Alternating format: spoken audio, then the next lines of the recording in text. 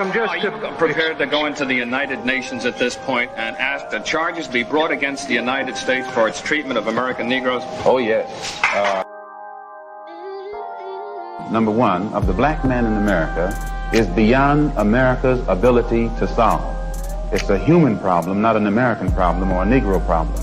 And as a human problem or a world problem, we feel that it should be taken out of the jurisdiction of the United States government and the United States courts. We want freedom by any means necessary. We want justice by any means necessary.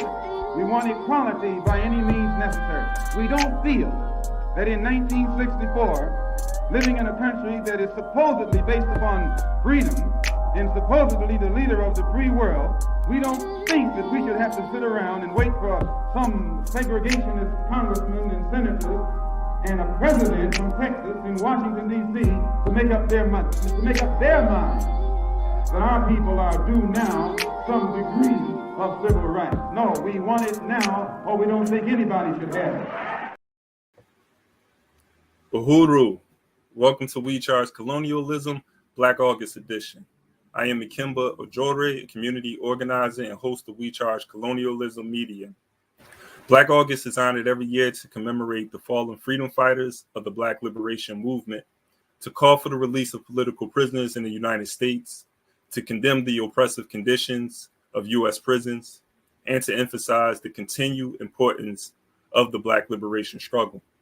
Observers of Black August commit to higher levels of discipline throughout the month. This can include fasting from food and drink, frequent physical exercise and political study, and engagement in political struggle. In short, the principles of Black August are study, fast, train, and fight. During the COVID shutdown, myself with other organizers launched the first Black August Power Hour study by examining George Jackson's Blood in My Eye. We are reviving the Black August Power Hour study with Brother Malcolm X, and we have reached out to organizers within the Black Liberation Movement to participate. We will be meeting every Tuesday and Thursday at 12 p.m. Eastern Time to analyze and discuss the philosophy of Malcolm X. Do join us on YouTube or Facebook for this special commemoration of Black August and Black resistance. Our goal is for organizers within the Black Liberation Movement to unpack Brother Malcolm X's views on colonial capitalism in a contemporary context, to unpack resistance in the movement against colonialism from the lens of Minister Malcolm X. We will be reading select texts and discussing related questions to uplift the historical events that has taken place throughout the month of August. Now, welcome to the Black August Power Hour. Peace, peace, family. Welcome to today's Black August discussion. We're going to be, as mentioned, we're going to be examining the concept of colonial capitalism and examining the works of Malcolm X. But today in particular, we're going to be looking at James Boggs' article. The political influence, Malcolm X's political influence on the Black liberation movement. So before we get into that, I just wanted to do a sound check. Is everybody able to hear me? Tone, are you there? Can you hear me? Yes, we can hear you. Peace to everyone. All right. All right. And peace to everyone out there. As usual, you know, I like to give everybody opportunity to join us, but also for those who are viewing right now, make sure you like and share this so we can get as many people to be a part of these important discussions. And if you haven't subscribed to the channel, make sure you subscribe to the channel. So today, as I just mentioned, we're going to be looking in Malcolm X, The Man in His Times, which was edited by John Henry Clark. And in this particular text, James Boggs has produced an article that I think is an important article. It was published in 1969, but I think is very significant to the Black liberation movement today, as he's examining Malcolm X's impact on the Black liberation movement just a few years after Malcolm X's assassination. So, I want to welcome everybody that has joined us. We're here with some community organizers, and I'm looking forward to examining this text and having this discussion with you all today. So, Tone, you want to introduce yourself and then share the text, and then we can dive right into it? Absolutely. Sure. Peace, everyone. My name is Tone. I am an organizer. I organize locally, nationally, and internationally, and I'm happy to be here and honoring Black August today. And so we're going to jump into the reading. I'm super excited for it. Thank you.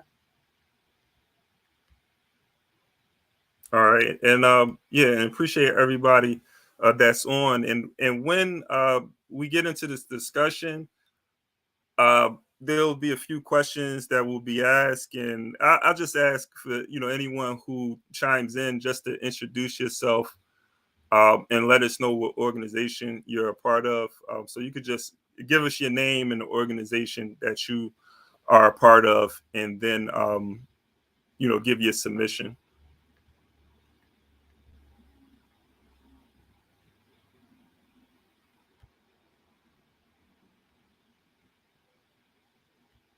And the link for the text that we're going to be reading can be found in the, at least for the Malcolm X articles that will be, or the Malcolm X readings, the excerpts from his speeches, you can find those in our Google Drive, which is in the description, and I'll also put it in the chat.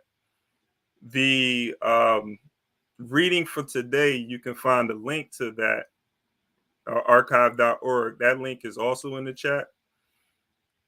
So for anybody who wants to have access to that and read along with us. Here we go. We're about to get into it. Again, appreciate everybody for joining us. Like and share the podcast.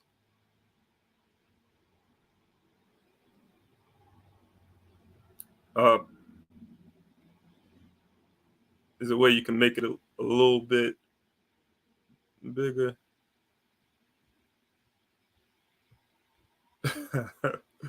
All right. Again, this is Black August. Actually, it's August the 1st, Emancipation Day, which is celebrated or commemorated in many of the former British colonies, Jamaica, Barbados, Trinidad, Guyana. Emancipation Day is also recognized in Toronto. And I think we should commemorate this day, even though there's still a struggle against colonialism, colonial capitalism. I think Emancipation Day symbolizes the resistance to chattel slavery at a time where their African people were in a form of slavery that we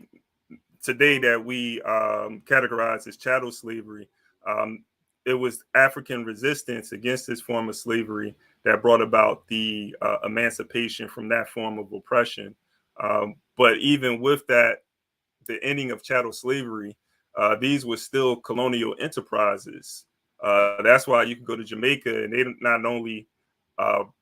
not only celebrating Emancipation Day, but they celebrate Independence Day, which is August the 6th, which was the end of formal colonialism in Jamaica. So I think that just shows what that symbolizes is just different forms of oppression. Today we're dealing with neo-colonialism. So these things we'll get into. I think that's good right there.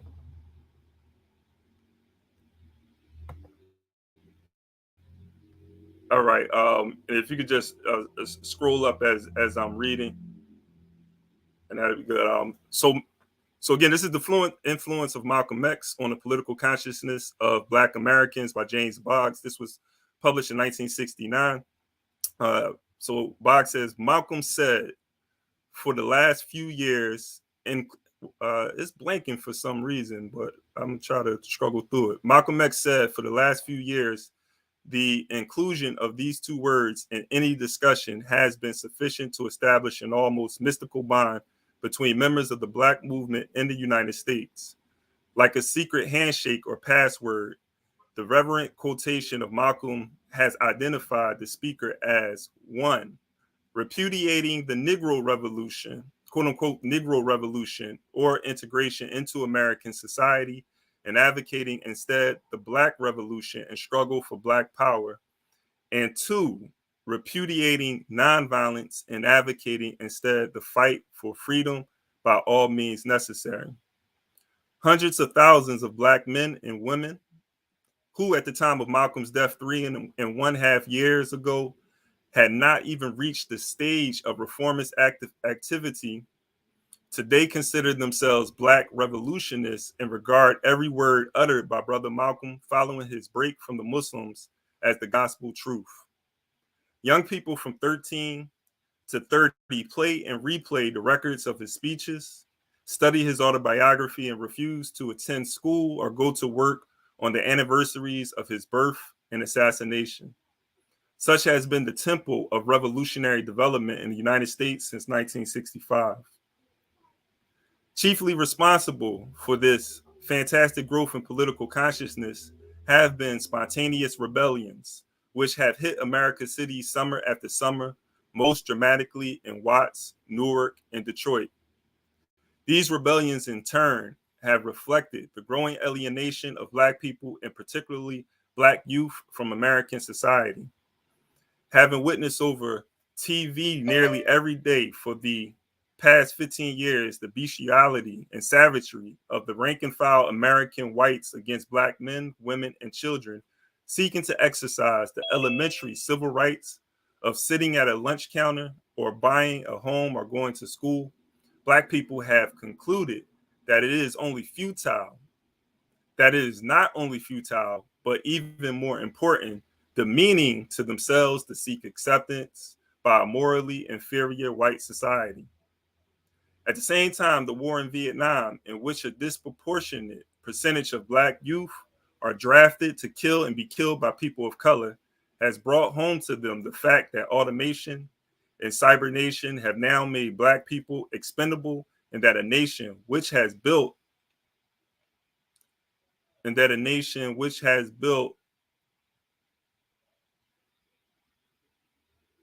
itself on the extermination of one race and the enslavement of another can hardly be expected to stop short of Hitler's final solution. Out of the rebellions has come a growing Black revolutionary consciousness, and out of growing Black revolutionary consciousness has come growing identification with Brother Malcolm. Malcolm split from the Muslims at the end of 1963 and was killed in February 1965. His chief energies during his all too short year of independent activity were devoted to clarifying the fundamental link between the Black Revolution in the United States and the Black Revolution all over the world, in Africa, Asia, and Latin America.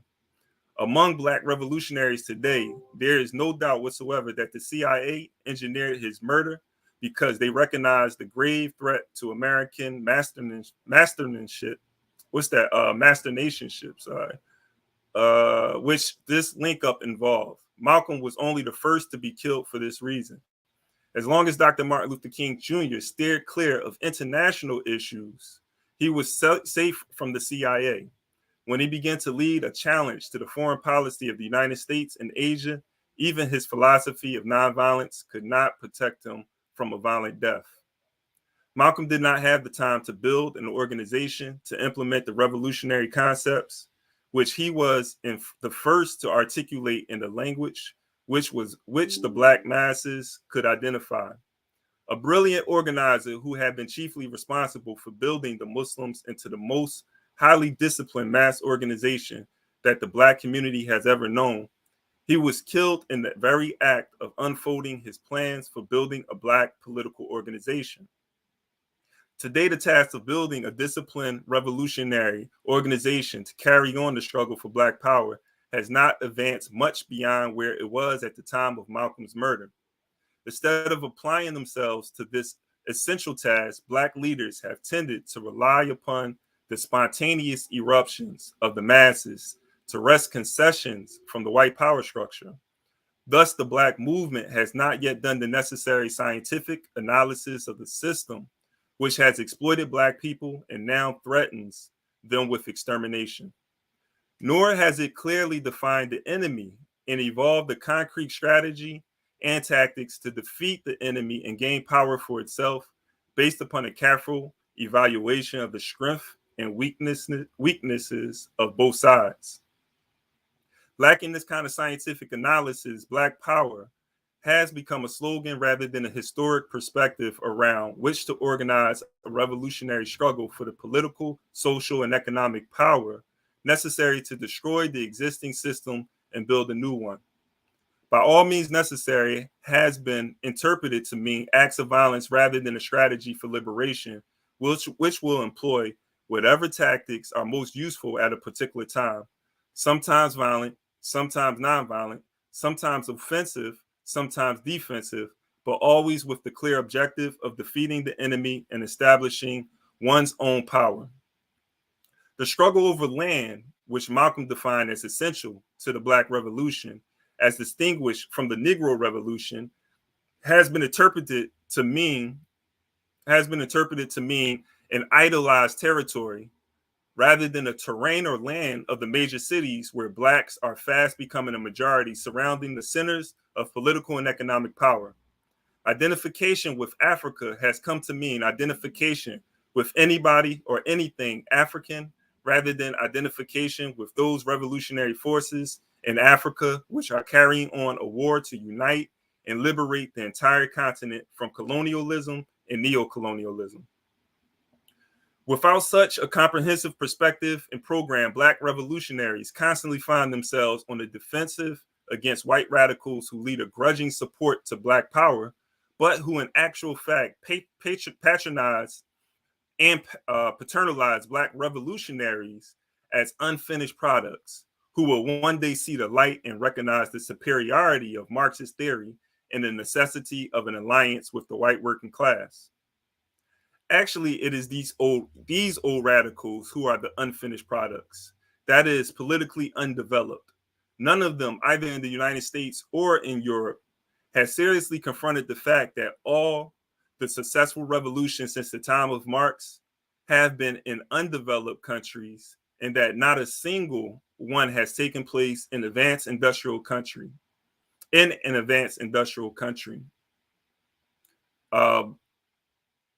Country with a large working class.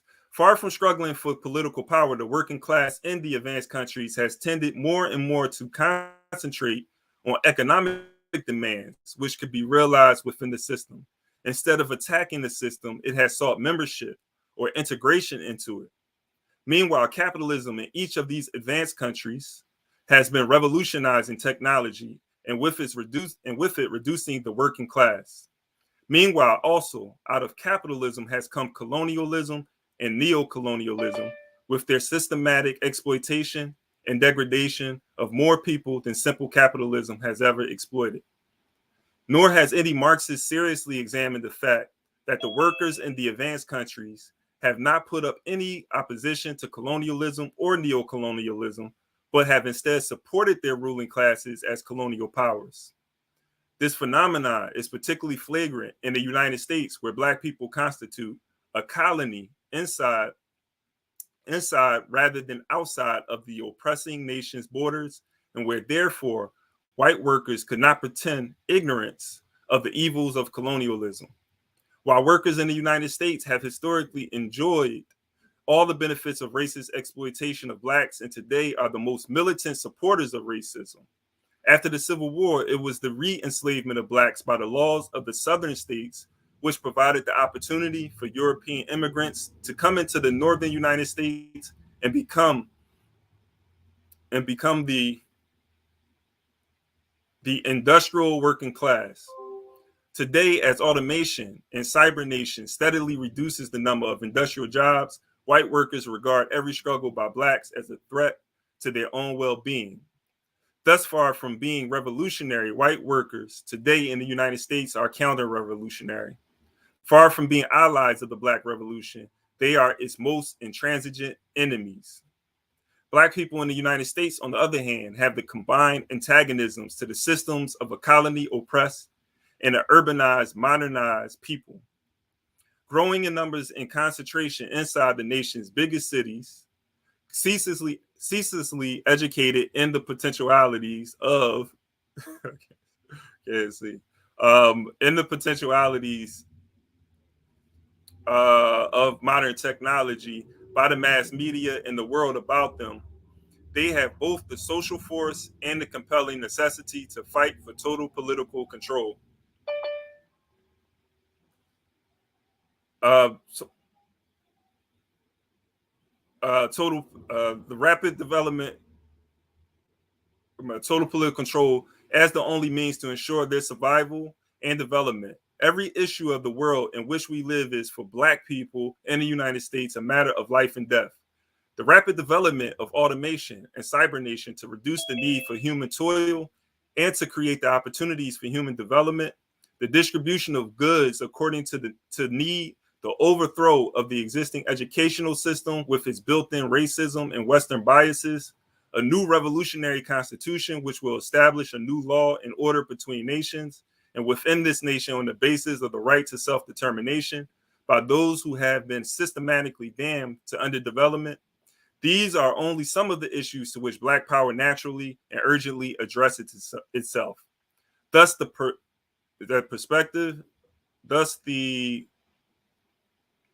you can scroll up. Thus, the perspective of Black power is a new society, much closer to the classless society projected by Marx than anything that the old Marxists have even dared to envision. The Black Revolution is not anti-socialist or anti-communist, but it is very much anti the socialist and communist parties, which persist in urging the Black movement to seek solidarity with a working class, which is as much an enemy to the Black movement as is the bourgeoisie, and which is an integral part of the American way of life. That is social mobility for whites on the backs of Blacks, has an organic kinship with fascism and an organic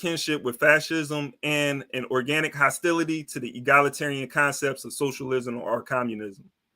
The chief reason why the old Marxists cannot see this potential in the Black Revolution is that they cannot see beyond its color. The argument that Blacks are a minority is a specious one, since they know very well that all revolutions have been started by a minority.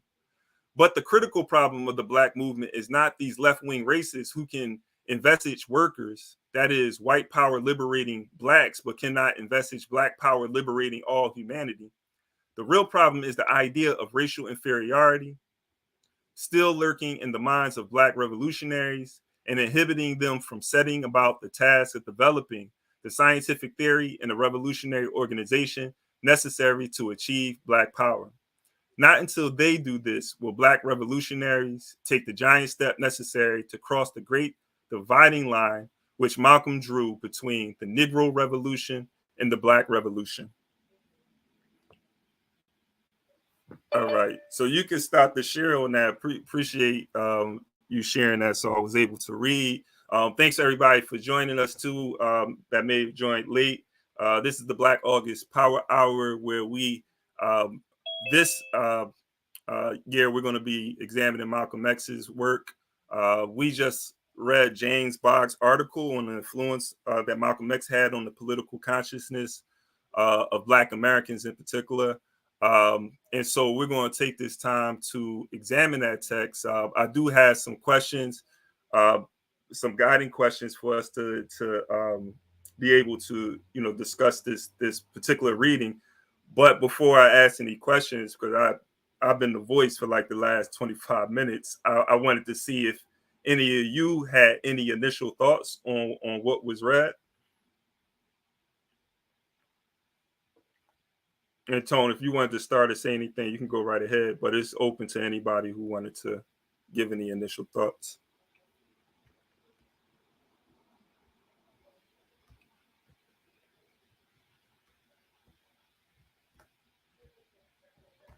No initial thoughts? Wow. Are we just allowed to jump in? Yeah. I was like, and I can't. I think the first thing that stood out to me. Oh, I'm sorry. My name is Shindu. She, her. I was like in it last year, and I know Tone. Hey, Tone. and I'm happy to be here with y'all.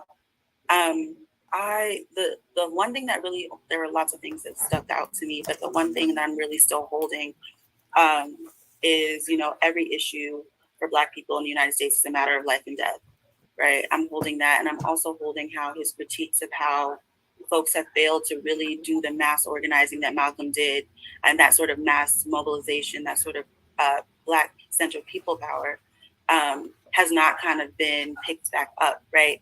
And I know that was a critique after the Black uprisings. Folks were talking about failures in making sure that folks stayed engaged beyond, in addition to going to protests, because we're not going to like downplay protests, right? But folks felt like there was a lost opportunity in keeping folks engaged, organizing folks at the like grassroots community level versus doing some of the more like making some of the more like economically mobile or legislative arguments, right? There wasn't a move of the people as much as there should have been. And so that was something that I'm holding. Those two things I'm holding. Yeah, appreciate that, Jindu. That brought me to this particular paragraph, which is coming from this page 52. The lacking this kind of scientific analysis, Black Power has become a slogan rather than a historical perspective around which to organize a revolutionary struggle for the political, social, and economic power necessary to destroy the existing system and build a new one. But there was someone in here where said instead of applying themselves to this essential task, Black leaders have tended to rely upon the spontaneous eruptions of the masses to wrest concessions from the white power structure. That stood out to me right there, because this was written in 1969. But that statement, you could say that applied today. I'm thinking about Trayvon Martin, Mike Brown, the uprisings, George Floyd uprisings, and the spontaneous eruptions. And I think you made a point of like what happened afterwards. And there's some nuances to it, because there was some like there was some actual organizing being done afterwards.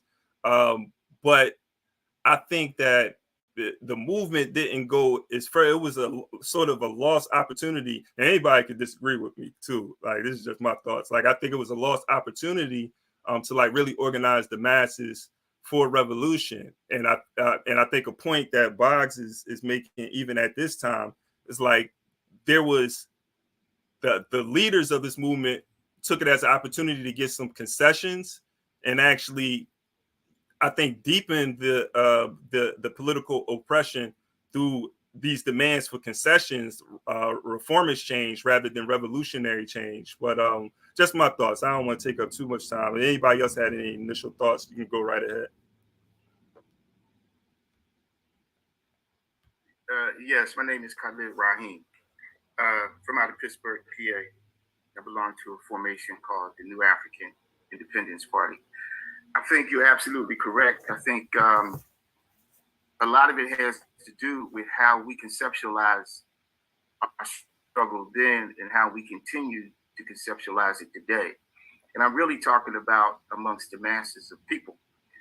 Even though 50 years ago plus, the struggles that were going on all around us were basically anti-colonial struggles, anti-colonial movements for national liberation.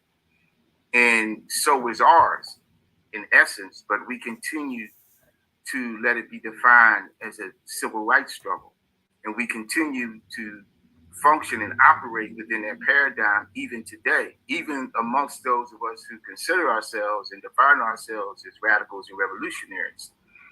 Mentally, we continue to operate within a civil rights paradigm.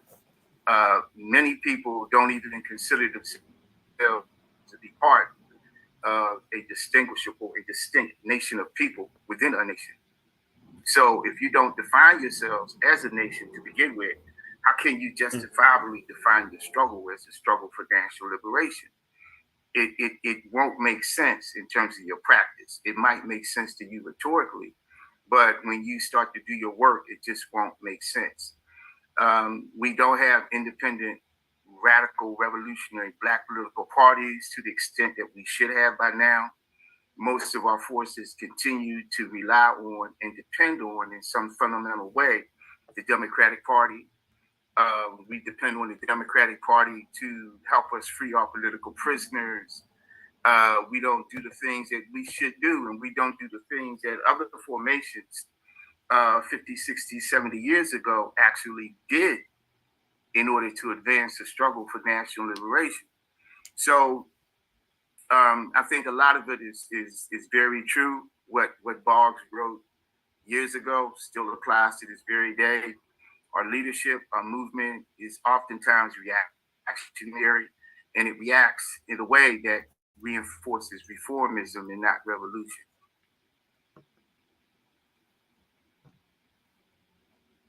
Appreciate that. I unite with that. And it's a free-flowing conversation as well. Y'all don't necessarily have to wait for me to give it. If anybody wanted to respond to that or give some initial thoughts, you can go right ahead.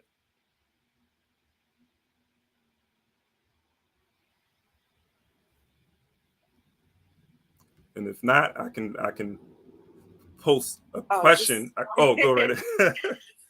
I just wanted to say I so resonated with Khalid or Khalid. Yeah. Okay, I'm gonna go with with his point about how this is anti-colonial work, but it has been boiled down and kind of turned into a storybook of civil rights, right? And not only has that limited our conception of struggle and how we project that to other people, but it's limited our solutions under hegemony, where all the institutions we're relying on are literally guided by and rooted in empire. I just so appreciated that. This is anti-colonial work, but we're talking about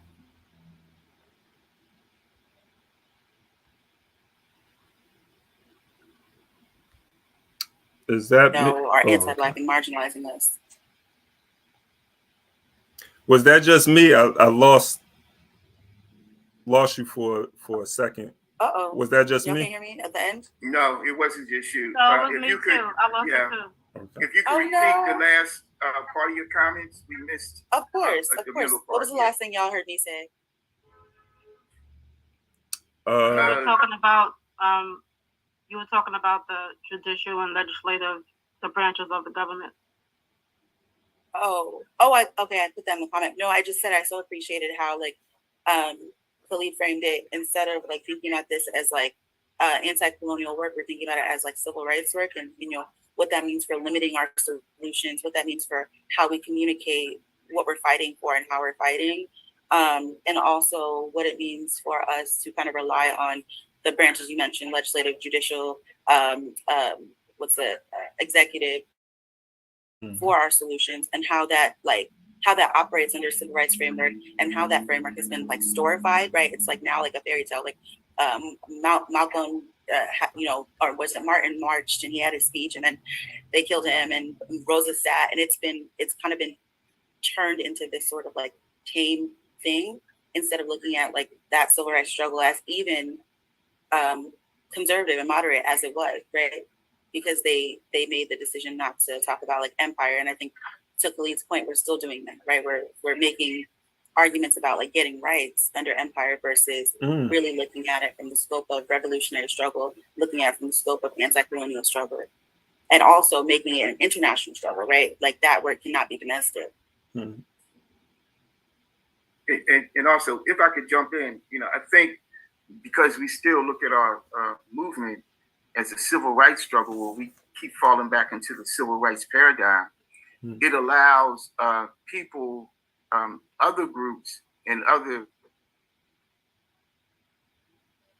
nations to join in and continue their struggle for rights. And what it has done, it dilutes our struggle for national liberation and self-determination. And I want to point out, this is what I see as one of the major flaws within what I call LGBTQ nationalism, is that in essence, that particular movement parallels in many ways the movement that you saw emerge even before the 50s and 60s, but notably during the late 50s, 60s, and 70s, the movement for women's rights that was pushed forward on a massive basis by middle class and upper class white women who did not want to destroy capitalism. They wanted to share in the benefits and exploits of capitalism. And they wanted to know why they couldn't sit at the corporate board table or be part of the corporate boardroom chatter and decision making like white men. And Black women had other agendas that they pushed, but those agendas were also marginalized on a continuous basis until we saw like the push forward, where you saw the blending of those types of agendas and that messaging being tunneled and being vehicle to the Black power and the Black liberation movement. When I look at what's happening with the LGBTQ community, now their movement for rights has basically been put on the same plane as the Black liberation movement and the Black liberation struggle, because we haven't been clear. Now, that doesn't mean that we should not support people's movements for rights. We should. But we have to be very clear that our movement is no longer a movement for civil rights, not even human rights, because human rights really don't mean anything if you don't define it within the national context. We still live in a world of nation states. And even though corporations have tremendous power and influence over those nation states, politically, structurally, we talk about human rights, we could get real messy and mushy about it. But if we contextualize it and we nation struggling for self-determination, then it becomes a lot more clear, and it becomes even more distinguishable from people who are fighting for basic civil rights within this particular nation state itself. Our struggle is no longer a struggle for civil rights. We passed that. We passed that back in the mid to late 60s. But unfortunately, we got stuck, and we continue to walk in circles. So, yeah. Mm-hmm. I see somebody clapping. Hey, oh, go right ahead. No, we have a stack. Oh, go ahead, son. Yes, I actually agree with what Darren, do you want to, I don't want to put you on the spot, but I want to make sure that I'm not talking over you or anybody else who wants to get in stack, but I have like a hard disagree with what was just shared. Okay. Because when we start talking about, pitting the Black liberation movement against like the LGBTQIA movement and the movement for women's liberation, we are ignoring the fact that there are LGBTQIA Black people, there are Black femmes, right? There's no either or, there's no agenda. And I think that we lose something and we leave our community behind when we're like, oh, if there's an LGBTQIA struggle and a Black radical revolutionary struggle, they're not opposite, right? There's no opposition there, right? If we're going up for Black people, we're going up for all of us. We can't carve out and be like, oh, well, woman, you'll be next, and LGBTQIA people, you'll be next. And I think that's been a popular talking point that's been disseminated all over. You hear all the time, but it's not only dehumanizing our LGBTQIA brothers and sisters, our siblings, but it's leaving them out. Like, where do they fall? When we're fighting for liberation, we can't start carving out, right? And it doesn't take anything away from us to be like, we need to make sure that we're all free, right? Instead of demonizing and vilifying marginalized people, because when we think about layers of marginalization, right?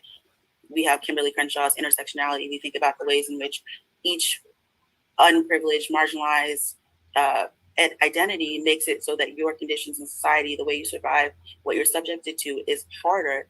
It's more, there's more violence you're subjected to.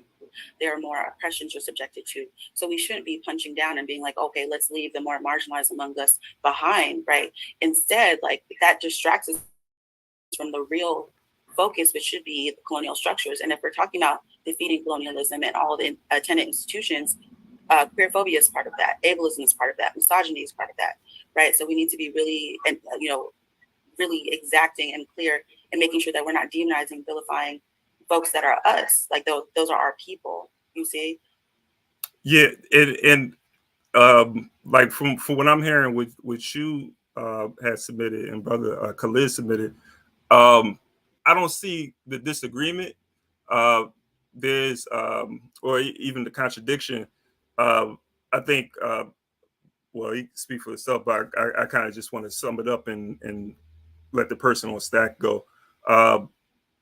We have to support the other struggles. We understand like rights within the colonial structure isn't the goal, but that's not to say that those people who are struggling for civil rights or rights within this colonial structure, like the LGBT community, women's rights, that we don't support those struggles, but the political education around that has to be, we're fighting to dismantle colonialism, imperialism, because the struggle for rights can sort of obscure what the real objective is, which is not to gain rights within the system of oppression and exploitation, right? But it's just to dismantle the system. But that's not to say that we have to continue to let the marginalized brothers and sisters and cousins and so forth, continue to be marginalized. But I think like that's like the big point that I heard both of you say in your submissions. But I could be wrong. Who's on stack? Thank you for that, Darren, and then Alita, and then Arjun.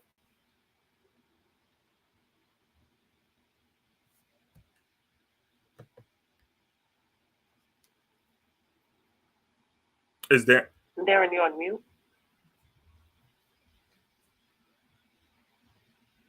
Okay, no problem. Darren's in commute. Alita, please go ahead, and then Arjun. Yeah, sure. Thank you. Yeah, I think, the misconception is that for those that fought as revolutionaries in this country, let's just say this country, I'll talk about Africa, hopefully, if there's time. But in this country, for those that were revolutionary, just because it wasn't talked about, that, let's say, sisters in the liberation movements here in the States didn't talk about then, through the most, let's say, from the, Garveyites to the Black Panther Party, chiming in on a media stream about feminist, womanist, or LGBT issues, didn't mean we didn't have allies that were men that understood the plight of how that patriarchy within our collective was playing out. Because the biggest thing was to really push out on a conscious level together those things that we were joined in by. It didn't mean, though, that there was always a discussion that it needed to happen. So today, in our movements, when we, compare, unfortunately, the civil rights movement, the human rights movement, and the revolutionary movement, we look at characters such as for the civil rights movement, I can't think of his name right now, but the one that planned the Washington D.C. for Martin Luther King, he was a gay activist, known. I'm sorry. No, I thought you were talking about A. Philip Randolph, but you Bayard Rustin. No, Bayard Weston. So everyone knew Bayard Weston, but there wasn't a time. Bayard Weston said, "Well, let me stop the planning so I can do this." That's in the civil rights movement, right? For the human rights movement. Right. Yes. During the time we had gone to the United Nations to talk about some of the injustices as African people in alignment with the land that was taken, if it was from the Gullah Geechee Islands to the Caribbean, we didn't say, let's put this on hold to talk about the womanist movement within Republican New Africa. We said, no, this is the platform. This is what we're going to do. So there was always an agreement on what we were going to do next. So for even now, with unfortunately this misconception that nonprofits run our liberation movements, I agree with Khalid on one way. We are not organized to understand that if we are having liberation movements run through nonprofits, what's happening is it's about who has the biggest voices and the most money. So to go back to a frame where we were more cooperative, collective, which is what we're trying to do as a cooperative, is to show that when we keep the money out of the equation, right? Because the reason why the civil rights movement was what it was is because people like Harry Belafonte gave his whole check to collectively and the people that were ironing shirts gave their money and their homes collectively to move the movement. And so we have to go back to that framework to distinguish, to show, yes, these things that we're talking about, patriarchy and LGBT rights, and I'm a part of that intersectionality of all of them. But the most important thing is, what do we agree to? Because in a room like Khalid and I have been, for the National Black Political Radical Convention, we have pushed back to say, where do we talk about this further? But we must continue that. And that's what happened in structures like People's Movement Assemblies, which allows us to stop the agenda, what we're doing, and say, no, let's see what needs to have more of a spectrum, to have more understanding and something written up. And so that is, to me, again, the progress is that we haven't gotten to a place to say what needs to be agenda we agree on, to talk about it, so that when we do move as a forwarded movement together, we already have had that discussion. And on the field in Africa, all 50 countries, they couldn't stop the war while they were fighting with machetes and what have you. They had to do what they had to do. And I think that is the reflection when I see Africa now on patriarchy, such as the Moja village, where the men said no men allowed because of the harshness of women and the sexual abuse. No men were allowed. Now men are permitted, but they begged, right? They had to stop the structure. That's within our Black liberation movement. Same thing with LGBT rights, when in fact there were countries in Africa that had to contend with the LGBT. This is not just an America. And then they changed the structure. But yes, all their people fought together. LGBT in Africa, womanists in Africa. And then when you heard about it, it was because of a collective grouping that said we're going to contend with even inside of our structure. And that's what's needed now, is that we are having those groups that have either left the liberation movements where we need to come together because we need that, now say, this is what we need from you. This is the referendum, just like we wrote up for the Black Radical Political Convention. We wrote up a piece about patriarchy because of how it came into our meeting in Philadelphia, in Pennsylvania. So that way we can revisit it. So that way when we do align again, just like a People's Movement Assembly, around robin, democratic processes, we are aligned together. So that's my long-winded point of view on it. But it's I'll talk about the other part some other time. But peace, I yield. Peace. Thank you for that, Anita. Yeah, I want to get RJ in there. Yeah, and before RJ, just want to say we got a hard. Don't get mad at me. We have a hard stop at 1. So RJ, you can go. And is there anyone else on stack? I want to at least pose this one question about colonial capitalism. But is there anyone else on stack? No, RJ's the last person on stack. You can go right ahead. All right, so I kind of want to touch on what the sister and what the brother was talking about in terms of the LGBTQ and the Black struggle. First off, before I get to say anything, I want to let it be known that I don't believe any particular group should be discriminated based off their race, their gender, all that good stuff. But I think when we're approaching these different type of movements, I feel like language is very critical, because as a Black man within this movement, I think it's dangerous to compare LGBTQ struggle with the Black struggle. I acknowledge that there are LGBTQ people within the Black struggle, and I respect that, but I think we should have a struggle and base it off race first politics, or being Black first. Whatever people fall in line with underneath the Black struggle, be it you're a Black Christian, Black Muslim, Black LGBTQ, those are your private affairs, your spiritual beliefs, and your sexual preference, and all those different things. Those are things that you do privately, but collectively we should be coming together on some Black stuff. So I don't think we should be dividing ourselves within the movement and getting into it with each other and things like that.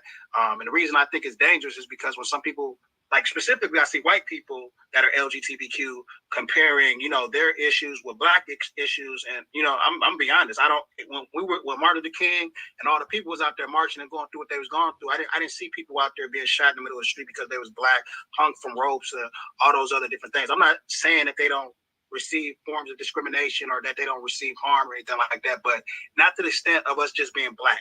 You know what I'm saying? A person can be whatever they are, but I don't choose to be black. I'm black every single day of my life, so I don't feel like it should be compared on who's been more oppressed over the other. I just think those things are dangerous, and I think we should collectively pull together, regardless if you're gay, lesbian, trans, bisexual, straight, Christian, Muslim. We should all come together for Black liberation. It doesn't matter. We shouldn't be arguing about those different things.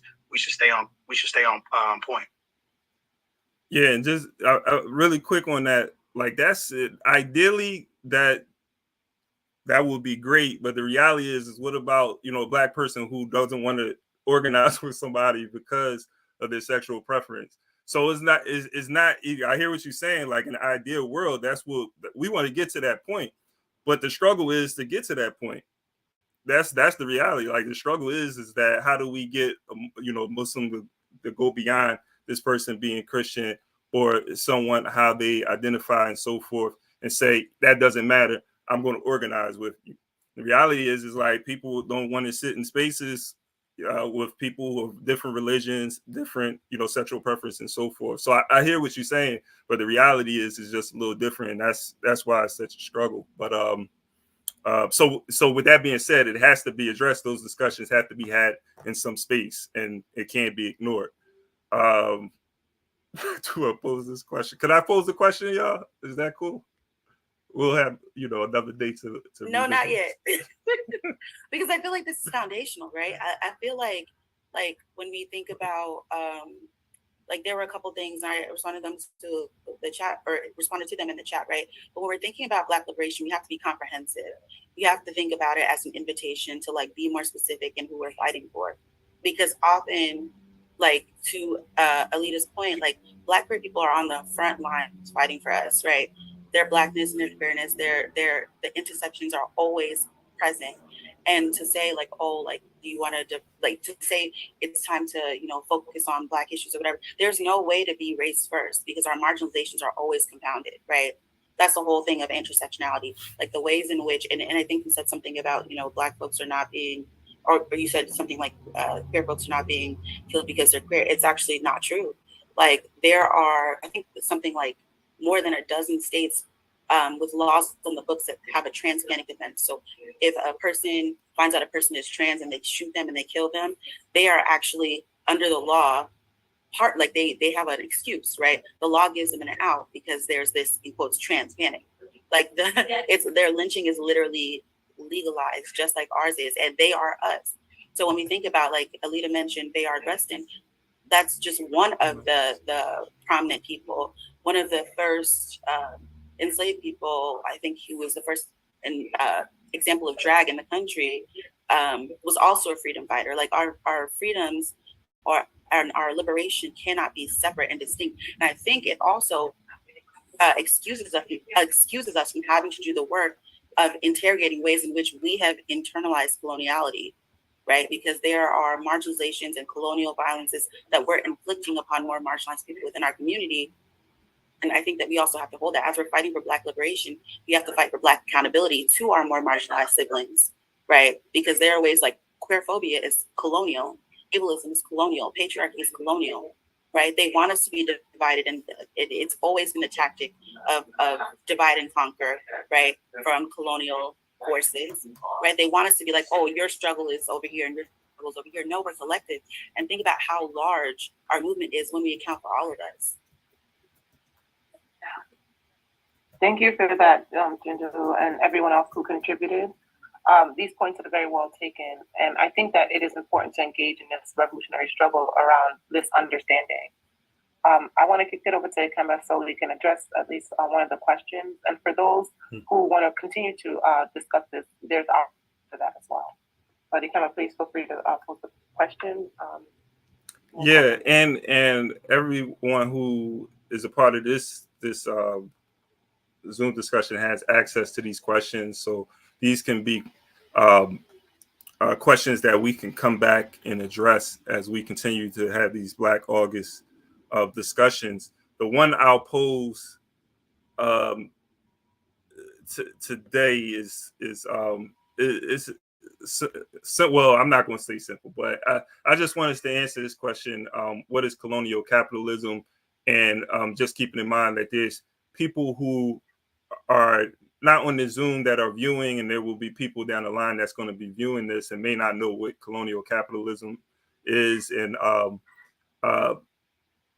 we sort of just want to define this. And also, if you can connect it to even, Malcolm's view of colonialism and capitalism as well. And then we can end it there. And we'll be back Thursday at 12 p.m. to continue the discussion. And anybody can answer that. I guess we could take a few. Oh, go ahead. Yeah, BA is on track. If BA wants to answer the question, please feel free to do so at this time.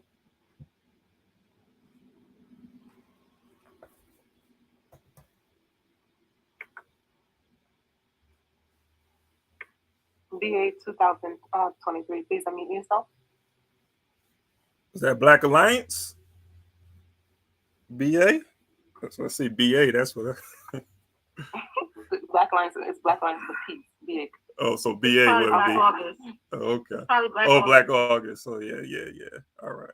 Okay, so I think Raphael, thank you for that. Raphael also has a hand up. So BA, if you want to answer, please put it in the chat.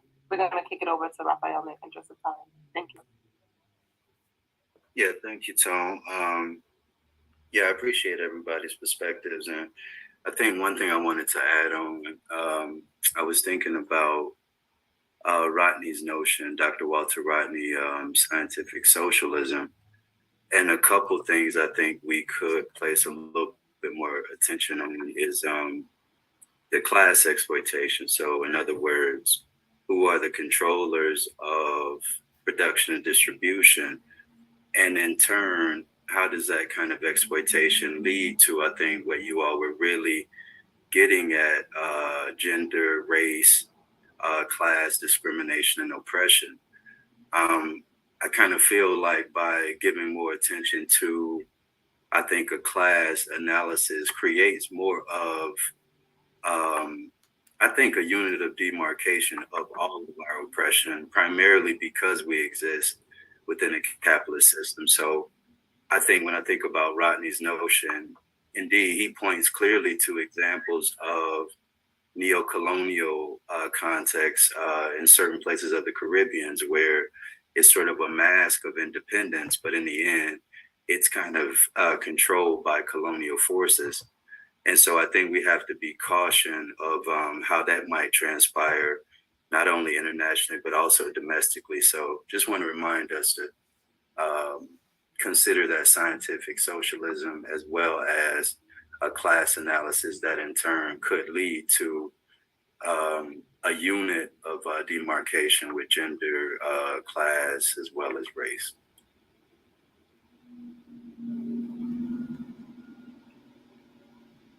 Appreciate that, Raphael. And we have one last thought, 1 minute. Did anybody if I could jump in real quick. Oftentimes we use the term intersectionality. I just want to throw this out here for consideration. Intersectionality does not necessarily mean that all sections carry the same weight. And I think therein lies a lot of the confusion and conflict. Right. We need to be clear about what it is we're fighting for. Are we fighting for rights, whether it's rights of any particular marginalized group, or are we fighting for national liberation and the right to self-determine as a group what our fate is going to be and what our relationship with the United States of America, the empire. Therein is the major conflict and contradiction, in my humble opinion. We have yet to clearly define what it is we're fighting for. Many of us are very clear in terms of what it is we're fighting against. We talk about colonial capitalism, patriarchy, misogyny. We could go on. We have a laundry list, but we're not very certain as to what it is we're fighting for. And I know when you engage in a national liberation movement, it is national, and it has to involve the participation of various groups. And not all groups have the same social economic relationship to the system, i.e. class relationship. We have to take that into account. But we still need to be clear. Are we fighting for freedom, self-determination, or are we fighting just for the rights to be able to breathe a little easier, to move a little freely within the existing system? All right. And thank you for that submission. I want to thank everybody, too, for joining us, whether you're on Zoom or YouTube, Facebook. We're going to continue to have this discussion on this discussion around Malcolm X on Thursday, every Tuesday, Thursday at 12 p.m.